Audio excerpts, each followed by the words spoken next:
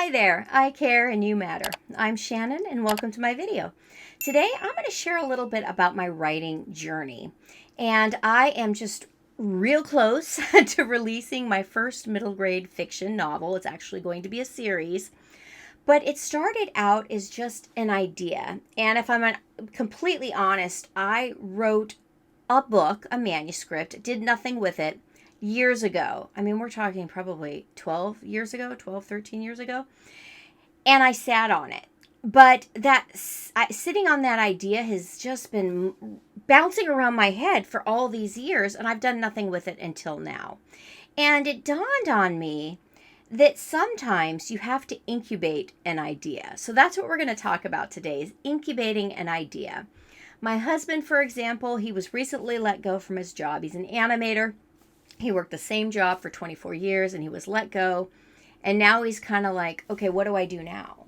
Do I look for a job in the field, or do I try something out that I want to do but have never done before? And he's toying with the idea of writing a book, and he's far more creative than me. Oh, let me tell you, he's crazy creative, but he doesn't feel like he is, right? And sometimes, like it or not, our feelings can lie to us.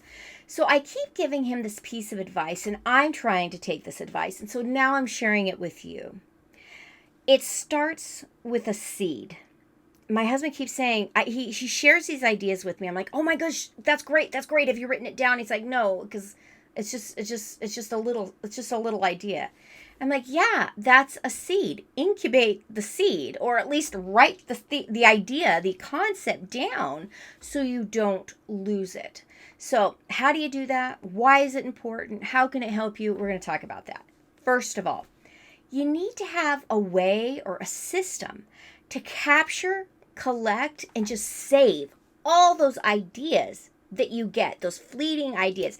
They don't all have to be good. They don't all have to be great, but you need to collect them all so that later you can sift through them and find the good ones. Why? Because our brains they're not real good at holding on to stuff, especially when we're stressed and busy and handling a lot of stuff and juggling a lot of things. Don't rely on your brain to save everything. Get a notebook. Scratch it down on the notebook. Use index cards. Get a little index card box. Write every idea on an index card. That way, you're not married to it, and if you later come back to it and you don't like it, you can take that card and put it in another box or rip it up. I don't suggest ripping it up. I do suggest moving it somewhere else, calling it the ice box or something like that. But just something that is low commitment and that you don't care about ruining, because it has to be something that you feel comfortable scribbling in. It's just I wouldn't even say your in progress capturing place. It's just a place where you're dumping ideas, for lack of a better word. It's capturing all those fleeting ideas, those fleeting concepts, those maybe nuggets of ideas that you could mold and shape and turn into something brilliant. So tip number one is create a system for capturing all those ideas. Don't pass judgment. Nope, you're not judging them. These are seeds. These are things that have potential if you work on it further. Next, sometimes you're going to find that some of those seeds are going to stick better than others. So how do you take care of them? How do you nurture them? How do you incubate them so that they can grow into fuller, fleshed out stories or ideas? You devote time to thinking about it. I'm reading a wonderful book right now.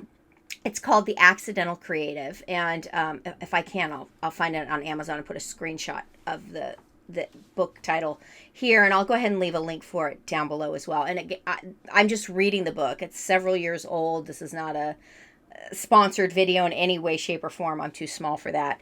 But I love it because it talks, and again, it's mainly towards corporate America, but that's not to say that the individual can't gain a lot from this book. And here's some of the things I've gained.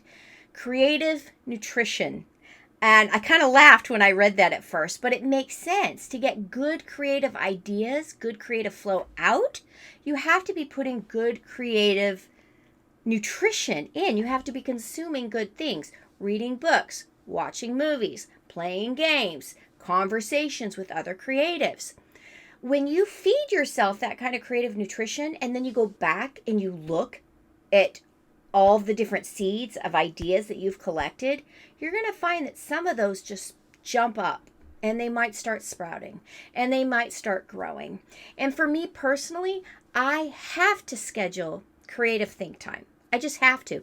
I can't be creative staring at an illuminated screen, a computer screen. I have several areas in my house that I've created for sit and stare time, sit and think time. And sometimes I write things down during that time. Other times I literally just stare out the window and I think.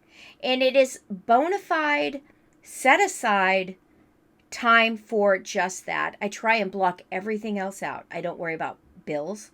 I don't worry about my normal job. I don't worry about my son with special needs. This is solely my creative time to let some of those seeds start to grow. And my next step is I brain map. I don't have to have the whole idea fleshed out to start working on it. In fact, I was just telling my husband the other day, I completed this book and it's almost ready to be released. But I didn't have a full outline, a full fleshed out outline before I started writing the book. I love something that Stephen King said in one of his interviews that I watched. He talks about the fact that he doesn't work with a full outline because if he does that, and I'm going to totally butcher how he said this, but this is the gist, that he likes to leave room for the characters to make decisions themselves. He doesn't like to box his own characters in. They develop as he writes. So I would agree with that because that's how I work. There are, let's get into that a little bit. There are people who are called plotzers, people who plot out every nook, cranny, inch of their story. And there are people who are pantsers, people who write by the seat of their pants. And I would like to say that I'm probably somewhere in between. And I would hazard a guess that Stephen King himself would put him somewhere in between as well. And the reason I would define myself as that is because I have to have an idea of where I'm going. I do use the 3-act story structure, and in my previous video, we talked about that, different videos that I watched to educate myself because this is my first shot at writing fiction. And so I needed to educate myself on how do you write a good story. Yes, I've read stories, but I needed to learn how to dissect them in order to determine what would be a good story and how could I write one that was entertaining as well as followed, I don't want to say a predictable pattern, but I like to think that this pattern called the 3-act story structure, it's not so much that it was created, but that is how a good story is defined. A good story is going to have these specific pieces. So I sat down and I wrote an outline for my 3 acts. Were all the specifics written out? No. Were they all fleshed out? No. Did I have a general idea of my character? Yes. And I had a general idea of where she was going to end up at the end of the book and the different challenges she was going to encounter. But I did not know yet all the little nuances that were going to pop up about her personality as she interacted with the challenges, as she faced the obstacles. Those things played out almost like a movie, absolutely like a movie, in my mind's eye while I write or while I was writing. And I found that incredibly freeing because it proved to me that I don't have to know every little thing about my story before I get started because it will be revealed to me as I get into that creative flow. And there's a couple different things I do to get into that creative flow, which will be covered in another video. But my whole point is start with a seed. Don't dismiss the seeds. The ideas, the little ideas that you have, don't brush them away. Don't get too busy to write them down. Don't assume you'll remember them. Stop. Because there have been so many ideas I wish I could remember. And I wish I had known and taken this advice myself. So now I'm sharing it with you. I'm sharing it with my husband. Bought him a notebook, gave him a pencil. I prefer pen. He likes pencil. So make sure you use something that you are going to enjoy using. Keep it handy. so that you can just grab it quickly. And you know what? If you don't have your notebook or cards or whatever with you, grab whatever you can and write it down. I've used napkins. I've ripped pieces of napkins. I've used the backs of receipts. Write it down, shove it in your pockets, put it somewhere where you will see it at least by the end of the day, so that you can then transfer that seed, that little idea, that little blip that popped into your head, so that you can go back later on. If you never use it, great, no harm, no foul. But there may be a time or a place down the road where you seriously need an idea, and you can go flip through that notebook or flip through those cards. And even if you don't use that idea on its own, it might grow or spawn a different idea that you wouldn't have otherwise had. So don't dismiss all those little seeds. Take them, nurture them, incubate them, and then make sure that you spend time thinking about them, and so that you can actually do something with them later on. And again, don't get hung up on not having everything figured out. You don't want to have everything figured out. I think that's an asset to writing. Let it flow naturally. Let it come to you. Let it unveil and unwrap and unfold as you're writing, and it can be such an incredible experience. I get goosebumps just thinking about it, because I didn't know that the writing process could work like that.